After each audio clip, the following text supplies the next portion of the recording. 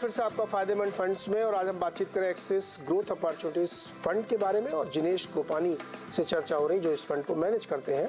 और अब हम बातचीत करेंगे कंज्यूमर फाइनेंस के बारे में, जहां पे एक नए प्लेयर की एंट्री होने वाली है जिससे इस पूरे सेक्टर में काफ़ी उथल पुथल होगी। तो इस फंड की चूंकि टॉप होल्डिंग एक फाइनेंस कंपनी ही है, तो ये अपने आप को कैसे रीअलाइन या रीएडजस्ट करेंगे। घरेलू में कौन सी एक दो थीम है जो आपको लगता है सबसे बड़ी ग्रोथ ड्राइवर्स हैं जो इस फंड के लिए बिल्कुल फिट बैठती हैं?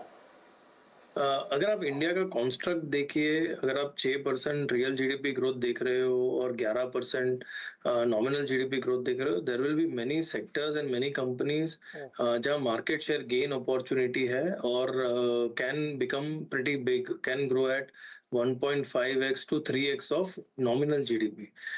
Clearly, उसमें retail finance is a very big sector. अगर आप देखिए कंज्यूमर पेनिट्रेशन मॉर्गेजेस में, रिटेल क्रेडिट कार्ड्स में और काफ़ी बाकी प्रोडक्ट्स में काफ़ी कम है। अगर आप ग्लोबल एवरेजेस देखिए, इवन मॉर्गेजेस अगर आप देखिए just 15% of total penetration versus globally it ranges around 30, 40, 50% of the total household market. So consumer finance, retail finance बहुत बड़ी अपॉर्चुनिटी है अगर वो कंपनीज अच्छे से प्ले करती है। एसेट क्वालिटी अगर आप देखिए बहुत बढ़िया है। After coming out of Covid, most of the companies जिन्होंने नंबर्स आए हैं, आई थिंक एसेट क्वालिटी बहुत ही स्ट्रांग है थैंक्स टू सिबिल डेटा। आज डेटा का जो यूज हो रहा है, डेटा एनालिटिक्स के हिसाब से आपको बहुत अर्ली वार्निंग साइंस मिलते हैं इन टर्म्स ऑफ कहाँ डिफॉल्ट, कौन से रीजन में, कौन से सेक्टर में कहाँ डिफॉल्ट आ रहा है, कहाँ जॉब क्रिएशन कम हो रही है। So I think data analytics के वजह से आपको एसेट क्वालिटी में बहुत डिफरेंस देखने मिल रहा है, which is good in a way for the company. I think growth opportunity बहुत बड़ी है, मार्केट शेयर गेन अपॉर्चुनिटी बहुत बड़ी है। Most of the retail finance या कंज्यूमर फाइनेंस कंपनीज देखिए 0.5 to 1% of total asset liability side of the market है। So there is huge scope for growth, huge scope for penetration. So something like this अगर आप बाकी देखिए, engineering R&D बहुत बड़ी theme बनते जा रही है। स्पेशलिटी केमिकल बहुत बड़ी थीम बनते जा रही है। आई थिंक क्लियरली China+1 में स्पेशलिटी केमिकल्स विल बेनिफिट। थोड़ी लॉन्ग टर्म है, but that is how we feel that ये सब में अगर आपके पास टैलेंट है, मैन पावर है, कैपिटल है और एग्जीक्यूशन कैपेबिलिटी है, तो then opportunities growing very very significantly. So renewables एक बड़ी थीम बनते जा रही है ग्रोथ साइड पे। इलेक्ट्रिक व्हीकल EV थीम बड़ी बनती जा रही है। So I think mix and match है। एग्जिस्टिंग कंपाउंडर्स भी है आपके पास और न्यू कंपाउंडर्स भी आ रहे हैं। जिनेश, जैसे कि हम लोगों ने भी बात की कि चैट GPT एग्जाम्पल था, AI की वजह से दुनिया में एक बहुत बड़ा डिसरप्शन आ रहा है बहुत सारी इंडस्ट्री में।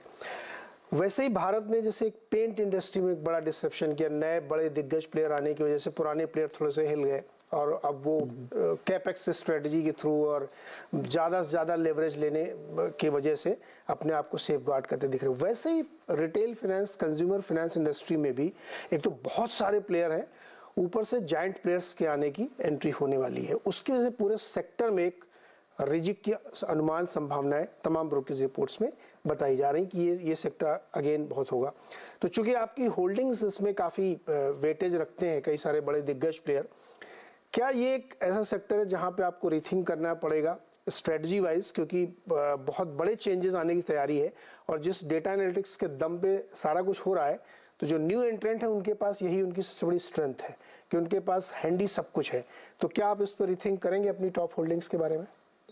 सी क्लियरली अगर आप इनोवेशन में जा रहे हो तो थ्रेट भी काफी ज्यादा होती है, बिकॉज टेक्नोलॉजी अगेन जैसे आपने बताया can disrupt also very quickly. So you have to be on guard managements have to be very clear how the competition will come and whether most of the companies are able to take over that competition. So agility or quickness to respond to competition बहुत important होते जाएगा. But जैसे मैंने बताया कि आज market ही इतना बड़ा है और पेनिट्रेशन लेवल्स इतने लो है, आपको अगर यहाँ से 3-4 बड़े रिटेल फाइनेंस कंपनीज भी आ गए तो कोई ज्यादा प्रॉब्लम नहीं होगा अगर आपको आपका ग्रोथ रेट आपका डिफाइंड है और आपके कस्टमर बेस आपको पता है आपको किसके पास जाना है.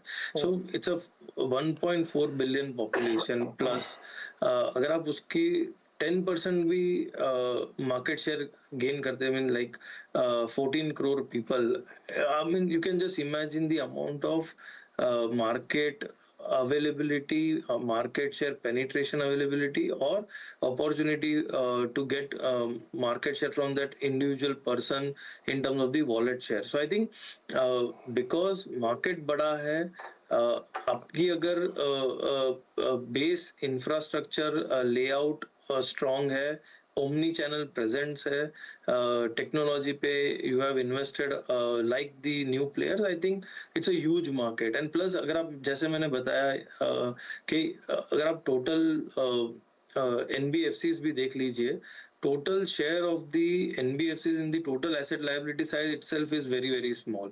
So आपको दो जगह से ग्रोथ आ सकता है. एक आप नया ग्रोथ निकाल रहे हो, न्यू टू बैंक कस्टमर आ रहे हैं जो जैसे आप पेनिट्रेशन करते जा रहे हो, प्लस आप एग्जिस्टिंग प्लेयर से मार्केट शेयर गेन करते जा रहे हो. सो आई थिंक अपॉर्चुनिटी बहुत बड़ी है. How you play it is more important. And दूसरी चीज हमें ध्यान रखनी चाहिए कि it is not like an FMCG product कि अगर आपने एक बार कोई माल बेच दिया वापस रिटर्न नहीं होता है. यहाँ आपको पता है 2 साल के बाद अगर एनपीएस आते हैं तो बहुत जोर से हिट होता है. सो अगर आप रेकलेस ग्रोथ करते हो तो भी तकलीफ है, और अगर आप स्लो ग्रोथ करते हो तो भी प्रॉब्लम है, बिकॉज स्केल इज इम्पोर्टेंट. सो आपको मेजर्ड वे में ग्रोथ करना पड़ेगा, but at the same time आपको यू हैव टू एंश्योर के जो आप मार्जिन या स्प्रेड बना रहे हो, it's a very thin margin businesses. आप जो स्प्रेड बना रहे हो आपके क्रेडिट कॉस्ट में खत्म ना हो जाए. So I think and it's a leverage play. अगर आप देखें technically banking is a leverage play. आप 100 रुपए की कैपिटल में आप 600 रुपया 6x या 7x लिवरेज कर रहे हो. So I think it is not easy to grow and not have an asset quality issue. So I think जो companies ये vision लेके चलती है, I think it's a long journey, and if company has to grow at 20-25% for next 10 years, there is a possibility. Okay, तो लंबे समय के लिए कर सकते हैं इस पे निवेश, और जैसा कि जिनेश कह रहे हैं कि कंज्यूमर सेगमेंट जो है बहुत बड़ा है, तो नए प्लेयर के लिए भी जगह बन जाएगी यहाँ पे. थोड़े बहुत एडजस्टमेंट होंगे क्योंकि एग्जिस्टिंग प्लेयर को अपनी कॉस्ट इफेक्टिवनेस भी देखनी पड़ेगी, फाइनेंशियल प्रोग्रेस कितनी है, कितने डीप पॉकेटेड हैं आप, और जो लेवरेज की बात करें वो बहुत इंपॉर्टेंट प्ले होगी इसमें. तो ये सवाल इसलिए मैंने रखा था क्योंकि ये टॉप होल्डिंग है इस फंड की, तो वहाँ पे क्या असर पड़ सकता है इस पे बातचीत की हमने. और साथ ही एक जो नई थीम दुनिया में चल रही है उसको इस फंड में बहुत अच्छे से कैप्चर किया जा रहा है, जिसका एक उदाहरण है आर्टिफिशियल इंटेलिजेंस, और उसके जो दिग्गज प्लेयर हैं उसको इस फंड में रखा गया है. जिनेश, बहुत शुक्रिया जुड़ने के लिए और बहुत अच्छे से एक्सप्लेन करने के लिए कि जो लोग ग्रोथ की अपॉर्चुनिटीज नई देख रहे हैं और जिनको लगता है कि एआई एक नई थीम हो सकती है, कंज्यूमर फाइनेंस एक नई थीम हो सकती है, उनके लिए एक बहुत अच्छा ये फंड है जहाँ पे वो पैसे लगा सकते हैं. आप लोग पढ़िए इसको, जानकारी हासिल करिए, सब कुछ अवेलेबल है फ्रीली, और आपने इंटरव्यू सुना ही, सारी बातें इसमें क्लियर है. बहुत बहुत शुक्रिया हमारे साथ जुड़ने के लिए. अगले हफ्ते फिर किसी नए फंड मैनेजर और एक नए फंड से बातचीत.